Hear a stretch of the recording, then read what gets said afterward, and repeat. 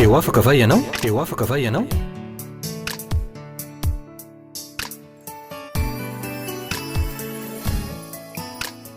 Fandaharana iarana fiangonana RHEFI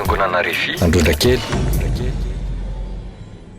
Dia miarabantsika rehetra amin'ny anaran'i Jesosy Kristy Tompo. Mbola natratra ty androandroany ity indray isika, ka ny voninahitra dia hoatolotra ho an'Andriamanitra irery ihany. Mirary soanao ihany koa ny tenako ankehitriny, ho anao zay ao anatin'ny tsy fahasalamana, dia engany anasitrana anao ny Tompo Andriamanitra amin'ity androandroany ity. Anao ihany koa zay matsapa hoe tena ao anatina olana lehibe, ao anatina fasarotana ny fiainanao amin'izao fotoana izao, dia zao mitsarovy, afaka amonjy anao Andriamanitra, ary afaka itahanao dia itahanao ka amany olanao rehetra izy. Manarakaraka izay ihany koa dia mirary soanao ny tenako mba anaraka hatramin'ny farany indray ny fandaharana izay rahantsika isaky ny fotoana tahaka izao. Ny voninahitra rehetra dia omentsika an'Andriamanitra irery ihany, ka mirary anao ako mba ahita fahasoavana lehibe amin'ny alalan'izao fandarana izao, na aiza toerana ahitanao, anarahanao ity afatra ity de tsarovy matetika de miteny izay foana hoe misy tanjon'Andriamanitra ao, ary misy programan'Andriamanitra manokana matoa ianao nataon'Andriamanitra nahita ity afatra ity. Ny anitanako atsika hoy aho dia arao hatramin'ny farany ny fotoanantsika, satria ao anatin'izay faharetanao izay no ahafan'Andriamanitra miasa mahery, mitsantsehatra, manafaka anao ao anatin'ny fasarotana, ao anatin'ny fahaverezan-kevitra, ao anatin'ny olana, ao anatin'ny ady rehetra izay heverinao tahaka ny hoe fa tsisy azo alintsony, de hoy aminao androany afaka amoakanao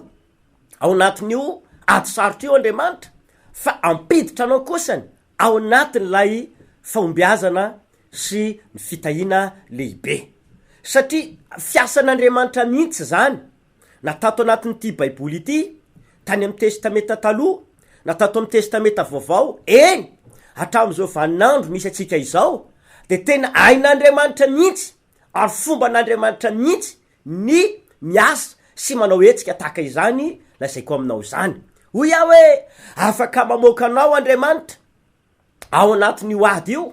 ao anatin'ny olana io, fa ampiditra anao kosany ao amin'ilay fahatsarany lehibe, ao amin'ilay voninahitra lehibe, ao amin'ilay fitahiany lehibe, ary ao amin'ilay fanambinana ngezabe. Profon'izany dia araky ny voalazan'ny tenin'Andriamanitra ohatra any amin'ny bokin'ny Exodosy any hoe rehefa nijaly nandritry ny taona maro tao anatin'ny lay firenena anankiray atao hoe Egypte, ny zanak'Israely, nijaly tao zanak'Israely, feno olana, feno fanandevozana, feno fahoriana, niasa mafy tao izy, nampijaliana Egyptiana nandritry ny taonjato vitsivitsy.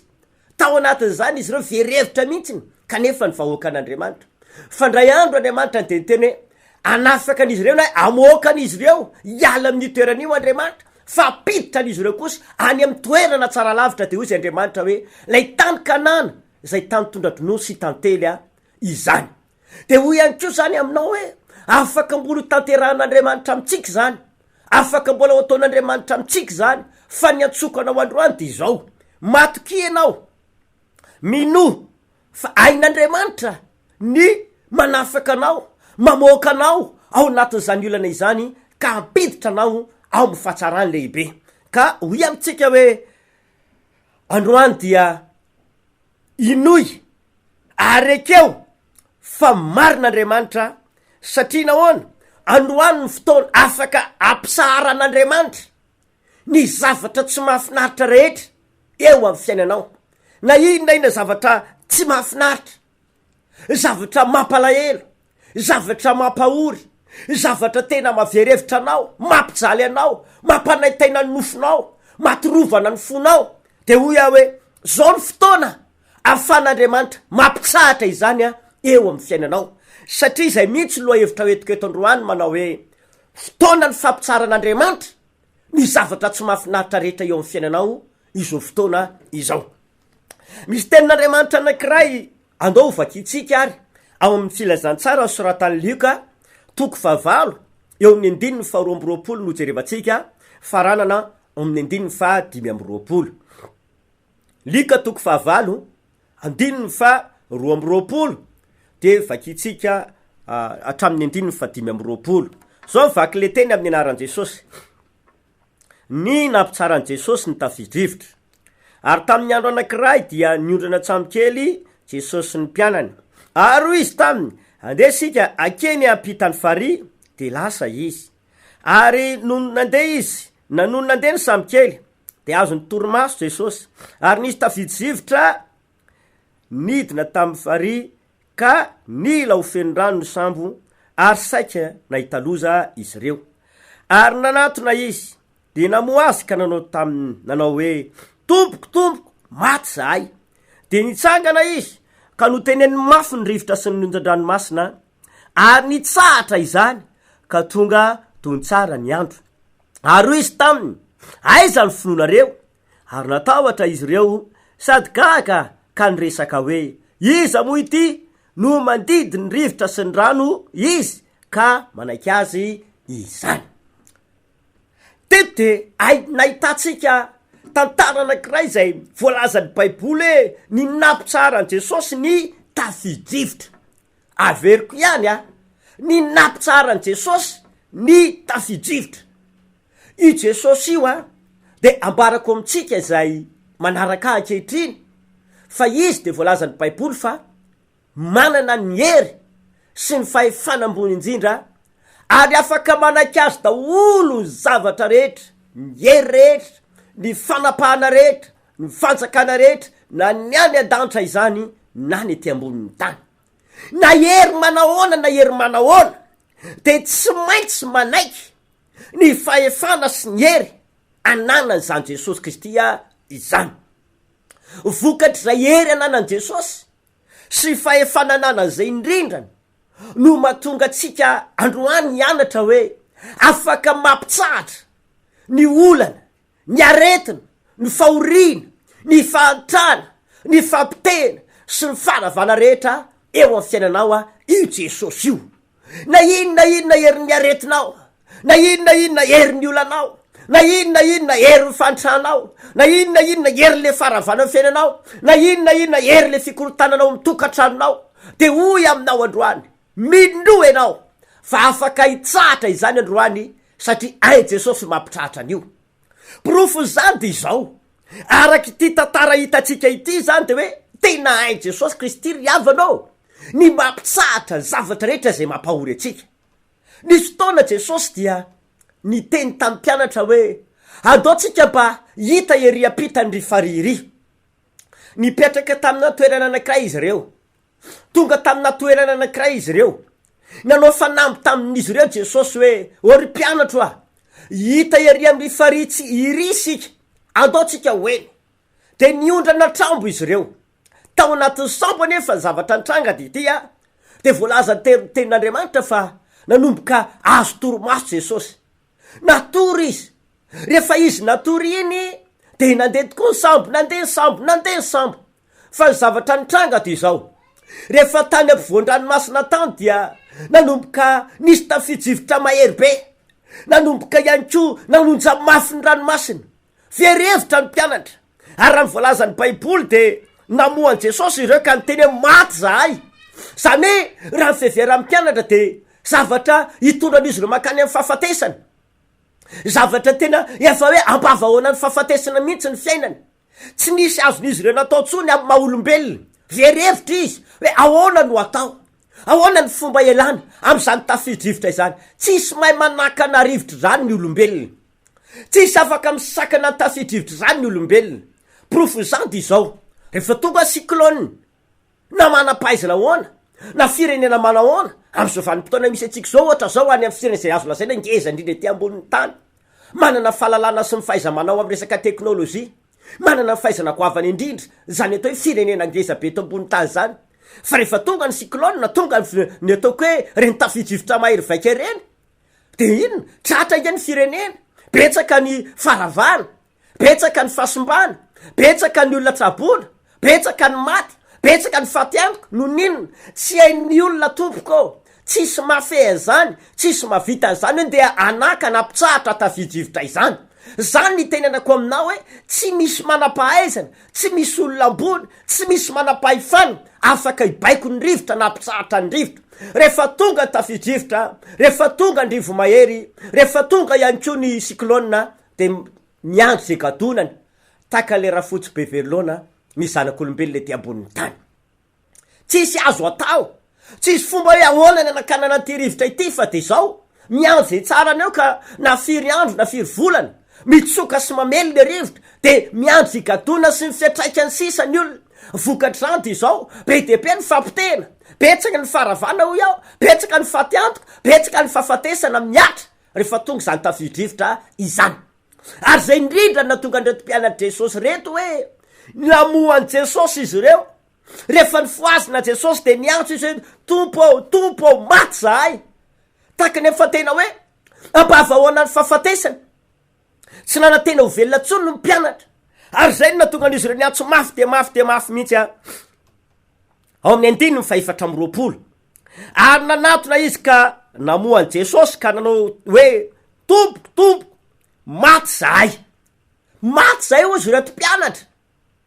tsy moramora nge zany fa takony hoe vakitsika andro anatin'ny baiboly le izy na enotsika fotsiny le izy de mety ozy ianao hoe mety moramora ny fahenonao na ny famakinao azy rehefa tena miaina ao anatin'lay zava-misy ianao de hoe tena zavatra sarotra indrindra zany hoe mpianatra 12 no indray mitabataba sy mitoloko ary mitalao hoe tompoko maty zahay vonjeo zahay tena misy tafidrivotra mahery vaika mamely lakana ary tsy vita zany fa ny ranomasina manonjo rehefa mila iletika hatramin'ny sambo satria tafiditra tany anatin'ny tany ny ranomasina fa tendrindra no nanomboka nitsangana Jesosy mba ampitsahatra izany zava-manahirana izany rehefa nitsangana izy de no teneniny mafy izy ny baiboly ny rivotra ny onjan-dranomasina no teneniny mafy nitsangana izy ka nyteneniny ry rivotra ry ondran-dranomasina mitsahara fa niaraka tam'izay de zao voalazany tenin'Andriamanitra ao amin'ny 4:20 tapany farany ka no teneniny mafy ny rivotra sy ny ondran-dranomasina de nitsahatra izany ka tonga tony tsara ny andro no teneniny mafy ozy ny rivotra sy le ondran-dranomasina de nitsahatra ka tonga tony tsara ny androany any ko aho de manao fanamby aminao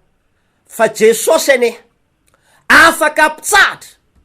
re zavatra rehetra zay mampahory sy mampijaly ny fiainanao am'izao fotoa zao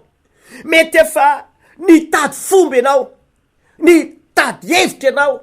mety efa niala nenina ianao nanao zay azo atao rehetra ampitsarana ny korotatokantrano ampitsarana ny fahantrana ampitsarana ny aretina ampitsarana ny olana ampitsarana zava-manahirana anao fa mety mbola tsy niova mbola tsy nitsahatra ve zany fa zao mivanim-potoana zao no andro ahafahan'Andriamanitra mampitsahatra ny olana io zava-manahirana anao io tsarovy fa tsy lehibe noho ny ranomasina io tsy lehibe noho ny rivotra mahery io no izany indrindrany androany de hisarika anao ary zao ny teneniko aminao zay manaraka ankehitriny voalohany indrindra teneniko amintsika ara de hoe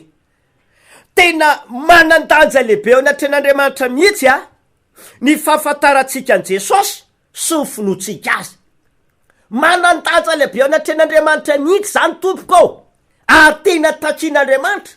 sy tediavin'Andriamanitra mihitsy itsika mba tena hoe ino azy sy afantatra azy tanteraka zao mantsy ny tenin'ny Jaona 2:7 de mifantatra reo ny marina ozy ary fahafantaranareo ny marina no anafaka anareo tsy ho andefa ny fahafantarantsika marina momba ny Jesosy ny fahafantarantsika marina fa Jesosy Kristy de manana ny heriny manana ny fahefany izany tompoko no atonga atsika afaka andray fanafahana sy afaka andraisantsika ny fitsaharana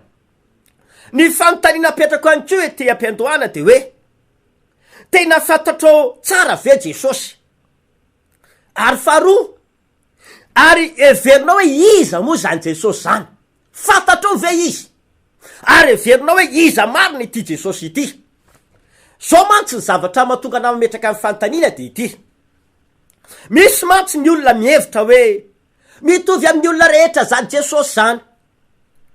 Misy ndray miteny hoe zany Jesosy zany de mpaminany, taka ny fanontaniana napetraka Jesosy tamin'ireo mpianatra hoe everinareo iza moa zanak'olona. De sasany teny ny ray amin'ireo mpaminany lehibe ianao, sasany miteny hoe Elisa ianao, Eli ianao, sasany miteny hoe zao ianao, fa i Petera no miteny hoe ianao le Jesosy Kristy zanak'Andriamanitra velona. Mbo tonga mpamonjy ty zao tontolo zao ity. Hitatsika zany hoe na tamin'ny fotoan'andro natongavan'i Jesosy tety ambonin'ny tany aza zany, de maro ny olona tsy tena nalala, tsy tena nafantatra an' Jesosy akoriny, anka tsy afaka tena natoky azy, tsy afaka nino azy ny olona satria nahoana fiheveran'ny olona fa ray amin'ireo mpaminany, mitovy amin'ny olona rehetra, mety mba olona miavaka kely fotsiny, fa tsy tena nino ny olona, tsy tena nafantatra ty Jesosy ity ane, ka ilay Jesosy Kristy le tompo sy Andriamanitra avany an-tanitra io tonga ty ambonin'ny tany mba hitondra famonjena ho an'ny zanak'olombelona, mba hitondra fanafana ho an'ny zanak'olombelona, mba hitondra fampitsaharana ny zava-manahirana ny fiainan'ny zanak'olombelona. Hoy aho hoe aza mihevitra taky ny olona sasany ohatry zany ianao, satria raha izany ny fiheveranao an Jesosy de tsy atsapana inona eo avy ao amin'ny mihitsy ianao. Raha iverinao taky ny olona rehetra izy, raha iverinao taky nireo mpaminany fotsiny izy, de tsy atsapana inona avy aminy ianao, ary mbola hitohy ampahory anao ihany ny zavatra zay tsapanao hoe manavesatra anao sy manankejy anao io, ary tsy afaka ahitona fitsarana ampisatra zavatra lehibe zay mampijaly anao antsio Jesosy. Raha iverinao fa mitovy amin'ny olona rehetra, na iverinao taky nireo mpaminany fotsiny izy. Zao mantsiny izy Jesosy de tsy afaka manao na inona eo amin'ny olona izay tsy mino azy mihitsy, tsy afaka manao ninina, na de te hamonjy atsika, na de te hampitsahatra ny zava-manahirana atsika ary Jesosy, tsy afaka manao ninina mihitsy izy tompoko raha ohatra ka tsy mino azy tsika. Dikan'izay de zao tena ny konto be mihitsy eo anatrehan'Andriamanitra ny finotsika sy ny fahafantarantsika ny Jesosy. Miankina am'izay ihany no ahafan'Andriamanitra mampitsahatra ny olana, ny aretina, zava-manahirana, fahaverezan-kevitra, ny tsy fahombiazana, miankina amin'ny fahafantaranao Jesosy sy ny finoanao azy hoy aho, nahatonga anazy afaka mitona fitsarana sy mampitsahatra ny zava-manahirana anao. Hitatsika hoe maro ny olona nge milaza fa kristianina, milaza fa mino, milaza fa manaradia an'Andriamanitra, miteny hoe zay mpivavaka, fa saingy mampalahelo dity indraindray ny olona de tsy tena mino an Jesosy sy ny heriny, tsy tena mino an Jesosy sy ny asany. Ohatra am'izany zao any amin'ny filazantsara amin'ny Matio toko 17 manomboka 17 any ka hatramin'ny 9 de voalaza ny tenin'Andriamanitra fa tonga trany amin'ny tany zay nalehibe azy Jesosy. Rehefa avy nandeha nantory sy nanao asan'Andriamanitra tany ivelany tany foana Jesosy dia ndray andro izy de mba nandeha niverina tany amin'le tanàna zay nalehibe azy, tonga tany amin'ireo ray aman-dreniny, tonga tamin'ireo fianakaviana, tonga tany amin'ny tanàna zay mba nandehandehanana ny fony fahakeliny io izy. Rehefa tonga tao Jesosy dia niasa sy nitory-teny taka ny fanaony hatram'izay, taky ny fanaony teo aloha. Rehefa nampianatra ny tenin'Andriamanitra tao izy dia zavatra hita sy tsapa de zao nanomboka betsaka ny fampanontany hoe ary toa mahay mitory-teny be izy, ary toa misy fahefana ve ny mpampianarana, fa iza moa io? Tsy io ve le Jesosy tsy io ve le zanaky Josefy e?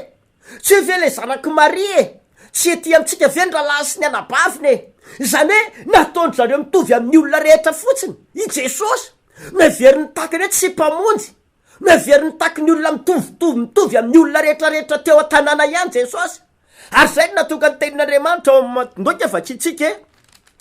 Matio 17 de vakitsika eo amin'ny 9 fa 5 tsy le ty va lay zanaky mpandrafitra tsy mari va no anarany reniny ary tsy Jakoba sy Josefa sy Simona ary Jodasy va no ralany ary ny anabavo motsy ety amintsika avokoa va izy ko avy taizany nazaon'le ty izany zavatra rehetra izany ary tafotoana tamin'ny gisy teto zao de zavatra tsapasy hita de fasorenana no hita tao anatin'reto olona tao amin'ny tanàna zay nalehibe an Jesosy fanamavanana fanaovana tsinitsininy fanambanina ohatry hoe mihevitra mihitsy iny hoe tsy mavita na inona na inona i Jesosy io tsy afaka taiza koa mba nahitany zany fahefanzana taiza nahitany zany fampianarana zany vokatry zay tsy finoan'ny olona tsy fahafantaran'ny olona marina ny am Jesosy zay hoe mpamondry zanak'Andriamanitra valy an-tanitra ho tonga mpamondry ty zao tontolo zao ity de nisy fetraika ny ratsy teo amin'ny fiainan'ny olona izany ka tsy afaka nitondra fampitsarana tsy afaka nitondra asa lehibe tsy afaka nanana inona Jesosy satria nahoana ny olona tsy natoky ny olona tsy mino azy ny olona tsy tena malala an Jesosy fa ny fahafantarana de zay fotsiny fanamavanana fanaovana tsinitsininy de ozy ny tenin'Andriamanitra ny 5 hoe ary tsy nanao asa lehibe maro teo Jesosy noho ny tsy finoan'ireo olona ireo tsy afaka tena nanao asa lehibe Jesosy tsy afaka tena nanao etsika tsy afaka tena nitona fampitsarana takan'izay nataony tany aloha tany amin'ny tany toerana maro noho ny antony tsy avy amin'ny Jesosy zany fa noho lay olona zay nanatrika teo noho reo olona zay tonga tao amin'ny fotoana io tsy mino tsy matoky azy tsy mino ny heriny tsy mino ny asany de izay tompoko ny olana hoe hoy aho hoe iza marina Jesosy aminao everinao izy tena mino ny heriny sy ny asany ve enao ho everinao taka ny olona rehetra fotsiny ve izy mitonanao androany ry havanao rehefa tena mino an Jesosy Kristy ho tomponao enao ary tena resy lahatra mihitsy ny any anatinao any fa izy afaka mamonjy anao de tsatra avokoa reo olana reo aretina reo fahantrana reo korotana ao an-tranonao reo fampitena sy faravana rehetra zay misy eo amin'ny fiainanao am'izao fotoana izao tena ai Jesosy tompoko ny mampitsahatra izany hitatsika io tantara tao amin'io lika toko favalo zay nijerivantsika io mbola nyteneniko teo aloha hoe raha ny tena marina tsy misy olombelona mahay mampitsahatra rivotra sy onjan-dranomasina izany fa raha ihany ny hitako ary fantatro mandraka angehitriny ary mbola fantatro mandrak'izay raha ihany dia Jesosy ihany mavita an'izany Jesosy ihany afaka matateraka an'izany Jesosy ihany mahay mampitsahatra ny zavatra rehetra ohatrany hitatsika ihany koa zao ohatra misy tenin'Andriamanitra anankiray zao de milaza ao amin'ny lika toko 17 any lika toko 17 de voalaza ny tenin'Andriamanitra fa nisy olona anankiray narary nisy fanaratsy nandritra ny 20 taona nisy alete hoe devoly mafarofy lika 13 manomboka amin'ny 10 de ity lehilahy ty de napaoriana aretina 20 taona tsy natsapa fahasalamana fa de nisy aretina ny baby azy tao an-damosiny tao nijaly napahory ary tena hoe nanakeja ny ty lehilahy ty mihitsy zany aretina izany nandritra zay 20 taona izay tsy mba nahita fitsara ary mino zaho fa efa mba nandeha nitady vahaolana izy nitady fanasitranana izy mety efa nanatona mpitsabo izy efa nataony daholo zay fomba hoe ahoana ny atonga ty aretiko ty mba ho sitrana ahoana ny atonga ty aretiko ty mba hitsahatra ahoana ny atonga ty aretiko ty mba tena hoe tsy ampahory aintsony mety efa nitady fa tsy hoe mipetra-potsiny tao an-trano tao na nijanona fotsiny tao an-trano tao fa mba nitady fomba izy mba afahana mampitsahatra zany aretina izany fa tsy nety sitrana mihitsy le aretina nanakeja azy tao anatin'ny 20 taona fa ndray andro izy de ambara ny baiboly fa nahitany Jesosy izy rehefa nahitany Jesosy izy de nanomboka niantsoantso ity olona niantsoantso ty vehivavy ty niantsoantso nanomboka niantsoantso izy rehefa niantsoantso izy de nanatona Jesosy de zao niteny Jesosy raha vehivavy afaka nofinao enao rehefa niteneny Jesosy tam'izay tonga de teny eo ihany de nitsahatra eny aretin'ilay vehivavy nitsahatra rabaky tena 20 taona ho iaho ny ainany tam'izany 20 taona naneketsana zany fanaratsy zany anazy fanamafaroa fosy volazany baiboly teto zany de ao anaty fonoteny kely nitenenako hoe le aretina tamty vehivavy ty ava amina fanaratsy mazava be fa ny fanaratsy ange amy mafana azy tsy ho sitrana fanafody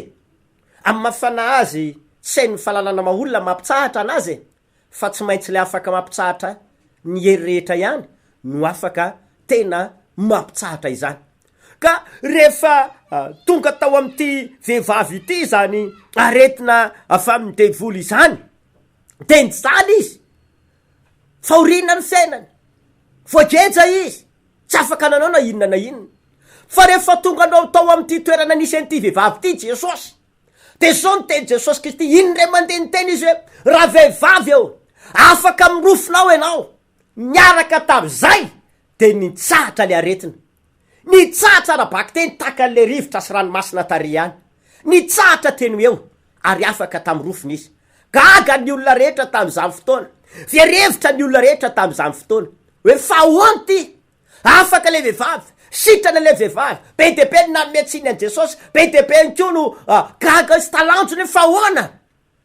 afaka le vehivavy sitrany eny aretina afaka tamy fanaitainana izy no ninona no ny heriny Jesosy sy afaka mampitsahatra ny fahoriana rehetra ny asana devoly rehetra ny aretina rehetra afaka ty vehivavy ty fa ahoana ary no atonga an'Andriamanitra afaka hitondra fitsarana ao atsika am'izao vanim-potoana misy atsika izao ahoana ihany ko iaho no atonga Jesosy afaka mampitsahatra io zava-manahirana anao io aretinao io tebotebonao io atsainao io ahoana ny tokony ataonao voalohany indrindra ry havana dy zao mitona anao ako manatona an Jesosy ary tsy hoe manatona anazy fotsiny ianao fa mpanjakao hiasa ao anatin'ny fiainanao izy mitenena mihitsy amy vavanao Jesosy eo mino anao androany mba ho tontry mpamonjy ny fiainako manokana faharoa tena mino an Jesosy ianao fa ainy ny mampitsahatra ny olanao ny aretinao ny zava-manahirana anao ny fatranao itrosa zay tsy mety rava io ainy Jesosy mampitsahatra an'io ny korota-panapadiana ainy Jesosy mampitsahatra zany tsorovavim-belona kely amitsika zao ndray andro dia nisy ranabavina anatiny anahy nitarainy izy satria tam'izany fotoana zany izy efa mpavavaka tonga pino tao fiangonanay zay misy anay ary tena mangetaeta an'Andriamanitra tonga mivavy mamonjy fotoam-bavaka izy andavanandro tonga mamonjy fotoam-bavaka izy lahady tontolo tena mangataka akoatra zay mangataka vavaka amiko foana izy hoe pastera tena mba eto am-bavaka fa tena le ramoseko maditra tena tsy tia zao fivavahantsika zao vo mahita toro-teny amy tele taky zao izy de tena tezitra le rangahy ary miteny avadio ano toro io toro-teny io tsy mila mijery an'io tsy tiako na mijery andreo mpanompon'Andriamanitra ireo ary tena zany hoe na de mijery an'le toro-teny amy tele aza de tsy tiany ty lehilahy ty mihitsy tam'izany vanim-potoana ary tsy vita zany fa mijaly lay vehivavy ampaoriny ty lehilahy ty mihitsy tsy mba nanana fiadanana sy fifaliana fa zavatra nampahery lay vehivavy tena ny sisika tonga ny vavaka foana nangataka tamy Jesosy mba hampitsahatra ny fahoriny sy ny olanao tokantrano mba atonga ny vadiny ho resy lahatra ka hivavaka ihany ko fa ny nampahery ry havana ty zao ndray andro de nisy fotoana ngezabe tao fiangonana zay misy anay tao Androndrakely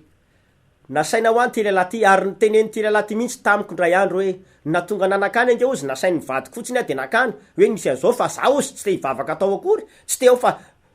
tao ampoko de hoe hiditra kely ao de ivoaka ny atokotany rehefa aveo rehefa tao aozy de tsapako ohatrany hoe misy zavatra tena mangetaeta be zany eny anatiko any ohatrany misy zavatra maivamaiva zany ohatrany eniko hoe tsy fantatra hoe avay zany zany zavatra ohatrany tona falifaly atao anatiko zany niaraka tam'zay izy de tsy tafavoaka tany atokotany fa mipetraka tsara ny enitoroteny nanatrika amy fotoam-bavaka rehetrarehetra tombadika tapa-kevitra n'olo tena ho an Jesosy am'izao fotoa zao zany lehilahy zany mafana fo manana andraikitra lehibe ao am-piangonana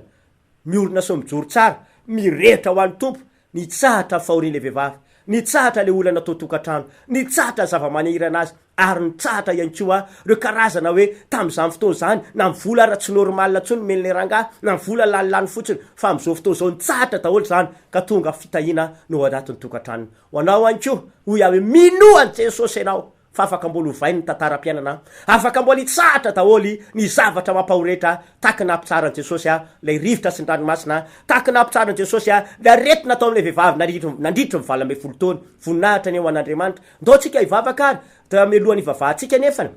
alefaky ny filazana de zao izay fiangonana RHEFI Androndrakely de manao fitombavaka lehibe Talata, Alakamisy samy amin'izay ora sy sasany tolakandro, fa ny Alahady de misy fidirana inefatra amin'ny fitora, amin'ny sivora, amin'ny 1 amin'ny ray ora sasany ny tolakandro. Tongavy ianao, manasanao zahay, tena tongavy mba ahafahan'Andriamanitra mampitsahatra ny hery rehetra mampahory anao hatramin'izay. Manarakaraka izay anko raha ty hifandray aminay ianao de misy lahara-tariby reo mba ahafanao miantso anay de afaka mandray anao izay ka ndao tsika hivavaka ary tompoko tovy amin'ny faritra marary anao tananao na apetro amin'ny fonao raha manana olana ianao. Raha inay izay ny an-danitro sotranao amin'ny anaran'i Jesosy fa nampitondrainao azy zany afatra izany. Ankehitriny tompo de mino famonjy ny olona ary aso amin'ny fiainan'ny olona ianao ka na inona herina olana aretina fampahorina atsahatra amin'ny anaran'i Jesosy zany, mitsahatra ny tebiteby, mitsahatra ny orooro, mitsahatra ny aretina, mitsahatra ny asan'ny devoly amin'ny fiainan'ny olona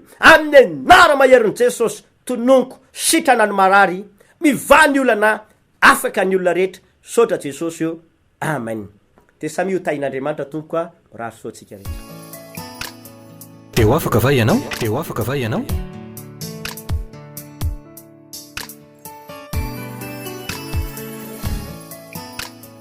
Fandaharana iarana fiangonana RHEFI Androndrakely.